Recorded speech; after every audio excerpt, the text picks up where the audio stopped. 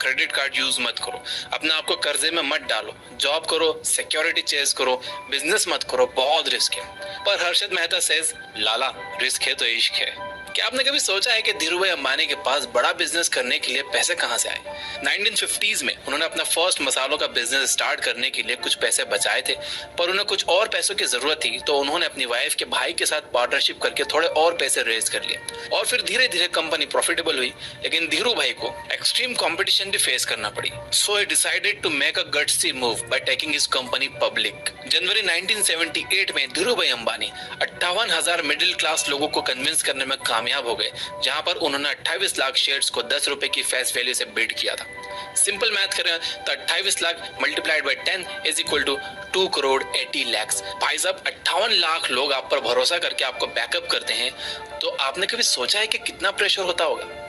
But Dhirubhai Ambani had taken the risk and by the time he was dead, उन्होंने 2 करोड़ 80 लाख को around 75,000 crore रुपए बना के अपनी फैमिली और इंडिया की और भी फैमिलीज को जबरदस्त security and return on investment provide किया था। अब यहाँ पे सवाल आता है कि कैसे एक ऑर्डिनरी बच्चा जो कि एक स्कूल ड्रॉप आउट है, उसने रिलायंस इंडस्ट्रीज जैसा बड़ा एम्पायर खड़ा कर दिया।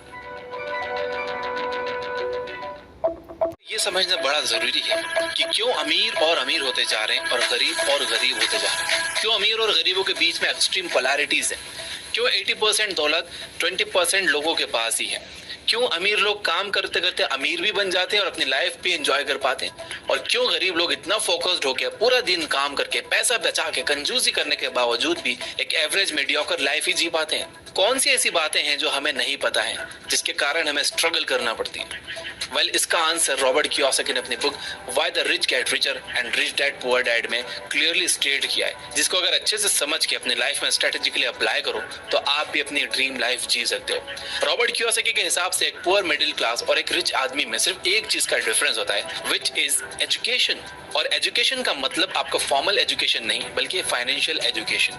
अमीरों के पास फाइनेंशियल एजुकेशन बहुत ज्यादा होती है, इसलिए फॉर्मल एजुकेशन से ज्यादा इंपॉर्टेंट फाइनेंशियल एजुकेशन को मानते हैं, क्योंकि यही वो एजुकेशन है जो उनको अमीर बनने में हेल्प करती है। व्हाई रिच गेट रिचर में रॉबर्ट कियोसाकी ने 3 मेजर लेसन्स पर फोकस करने की एडवाइस दी है, टैक्सेस, डेट और फैंटम इनकम। चलो पहले तीनों को समझते हैं। Number 1, taxes.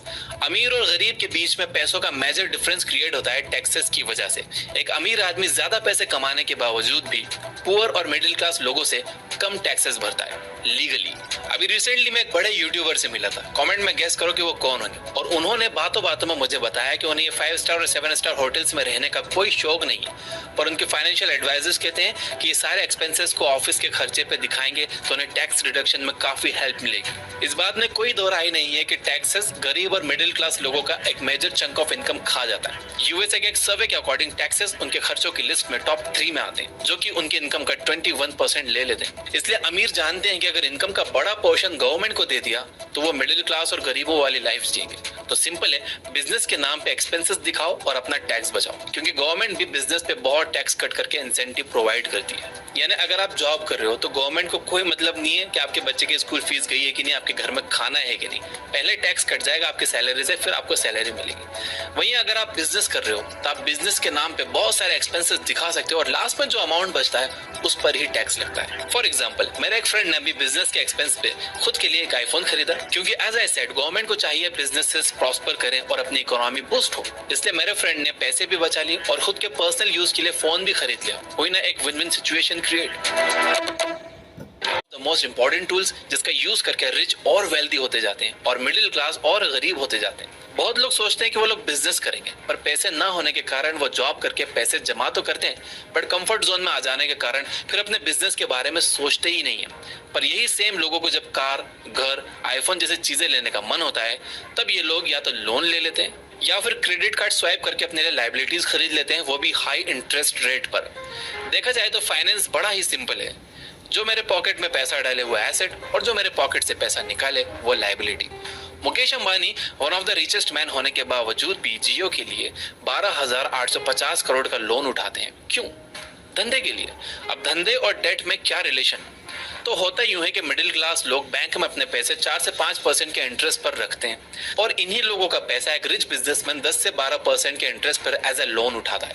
फिर उन पैसों से वो धंधा करता है जिससे वो 20 से 30% का प्रॉफिट कमाता है और फिर 10 से 12% का बैंक का इंटरेस्ट क्लियर करता है और फिर बैंक्स नॉर्मल लोगों को एक मिनिमल इंटरेस्ट देकर पैसों को रोल करती है। मतलब वो अमीर इंसान ने लोगों का पैसा यूज करके पैसा कमाया। यहाँ पर एक सवाल जो आपके दिमाग में आएगा, बिजनेसमैन का बिजनेस फेल हो गया तो क्या होगा? ये तो बड़ा रिस्क है।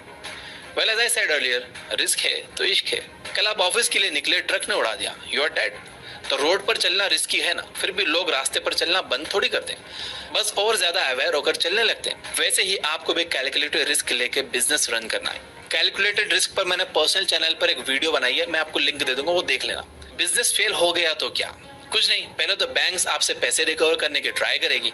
अगर रिकवर नहीं कर पाई तो खुद से ही लोगों के पैसे क्लियर कर देगी, क्योंकि बैंक के पास तो आपके ही पैसे हैं ना। और क्या आपको पता है वो पैसे बैंक को कौन देगा? गवर्नमेंट बैंक को पैसा देगी और रिकैपिटलाइजेशन अनाउंस करेगी, जहां पे बेसिकली आपसे और ज्यादा टैक्स लिया जाएगा और आपके ही पैसों से आपकी भरपाई होगी। है ना ये अजीब सी बात? इसलिए रॉबर्ट कियोसाकी कहते हैं कि फाइनेंशियल मास्टर्स को पैसे नहीं चाहिए पैसे बनाने के। दिन का कितने घंटे? फैंटम इनकम को इनविजिबल इनकम भी कहा जाता है। ऑथर रॉबर्ट कियोसाकी कहते हैं कि फैंटम इनकम भूत की तरह है, होती तो है पर दिखती नहीं है। इस इनकम को एक ऐसा इंसान ही देख सकता है जिसके पास राइट फाइनेंशियल एजुकेशन है। फॉर एग्जांपल, अज्यूम करते हैं कि एक नॉर्मल मिडिल क्लास आदमी को एक पीस ऑफ रियल एस्टेट खरीदना है जिसका प्राइस 50 लाख रुपए है। तो वो खरीदने से पहले 20% का डाउन पेमेंट करना होगा और ये डाउन पेमेंट पे करने के लिए वो यूज करेगा अपनी वो इनकम जो टैक्स देने के बाद उसे बची है। वहीं एक अमीर इंसान खुद के पैसों से कभी रियल एस्टेट नहीं खरीदेगा, वो बैंक से पैसे ले लेगा और रियल एस्टेट खरीद लेगा और इस ट्रांजैक्शन में जो टैक्स कॉस्ट बचता है वही उसकी फैंटम इनकम है। ये वो इनकम है जिसके लिए वो अमीर इंसान को कोई काम नहीं करना पड़ा। फैंटम इनकम को यूज करने के लिए आपको दूसरों के पैसों को खुद के फायदे के लिए यूज करना पड़ेगा। बड़े से बड़े सोफिस्टिकेटेड इन्वेस्टर्स पैसे बोरो करते हैं प्रॉपर्टी खरीदने के लिए, क्योंकि बोरो करके वो बड़े टैक्स ब्रैकेट को एलिमिनेट कर देते हैं। और यही फैंटम इनकम का यूज करके रॉबर्ट कियोसाकी ने 8000 रेंटल प्रॉपर्टीज का एम्पायर खड़ा कर दिया है। How many works. अगर फाइनेंशियल लिटरेसी की बात की जाए तो 28 कंट्रीज में इंडिया का रैंक फाइनेंशियल लिटरेसी की पोजीशन में 23 पर आता है। रिजर्व बैंक ऑफ इंडिया के अकॉर्डिंग इंडिया में सिर्फ 20% लोग ही फाइनेंशियली लिटरेट हैं। क्यों अनिल अंबानी की बैंक में करोड़ों रुपए होने के बावजूद भी वो बैंक करप्ट हो गए? क्यों माइक टायसन जिन्होंने अपने अर्ली करियर में हद से ज्यादा पैसे कमाए वो कुछ टाइम के बाद बैंक करप्ट हो गए? बात पैसों की नहीं है, बात उन्हें ढंग से मैनेज करने की है। चाय सुट्टा बार के ऑनर अनुभव दुबे कोई प्रिविलेज बैकग्राउंड से नहीं आते थे, फिर भी उन्होंने 400 आउटलेट्स खोली, 150 करोड़ का रेवेन्यू जनरेट किया, वो भी बिना किसी फंडिंग के, only and only boot strapping के बेस पर। और ये कोई रॉकेट साइंस नहीं है। आपको बजटिंग पे ध्यान देना है, इनकम का 20% इन्वेस्ट करना है, हेल्थ के लिए इंश्योरेंस करवाना है और बुढ़ापे, बच्चों की शादी और एजुकेशन के लिए प्लान करना है। It's not how much money you make, but how much you keep, how hard it works for you, and how many generations you keep it for. Robert Kiyosaki. Most people will suffer, but India will conquer. आने वाले सालों में बहुत सारे लोग financially struggle करने वाले हैं, लेकिन इंडिया के लिए बहुत अच्छी अपॉर्चुनिटीज आने वाली हैं। ऑथर कहते हैं कि वेस्ट बूढ़ा हो रहा है। यहाँ हम मोस्टली बात कर रहे हैं कनाडा, यूएसए और यूरोप की, क्योंकि उनके एम्प्लॉयज की एज काफी ओल्ड हो चुकी है। 2 रीजंस की वजह से वेस्ट काफी स्ट्रगल कर सकता है और कंट्रीज जैसे कि इंडिया, वियतनाम, चाइना और अमीर बनने वाले हैं आने वाले कुछ समय में। पहला रीजन है ग्लोबलाइजेशन।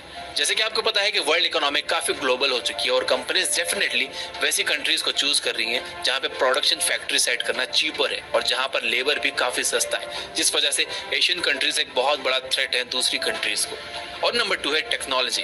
अब सारे बिजनेसेस टेक्नोलॉजी यूज करते हैं, तो जो कंट्री टेक फ्रेंडली है वहाँ कंपनीज ज्यादा जल्दी ग्रो कर पाएंगी और यहीं पे इंडिया के पास बहुत बड़ी अपॉर्चुनिटी है। तो अभी हम सभी को फाइनेंशियल लिटरेसी पर फोकस करना चाहिए और साथ ही अपनी स्किल्स को इम्प्रूव करने पे भी फोकस करना होगा, जिससे हम इंडिया को आने वाले सालों में और आगे बढ़ा सकें। तो इंडिया के लिए कमेंट में अफर्म करिए यस आई विल लिख के। यहाँ तक देख रहे हो तो बिना लाइक किए मत जाना। ये बुक ऐप पर आप रॉबर्ट कियोसाकी की 6 बुक्स की समरी सुन सकते हो और रिच डैड पुअर डैड को हमने चैप्टर बाय चैप्टर समराइज किया है। Finally, you guys are amazing. Keep reading, keep learning, keep growing. Thank you for watching.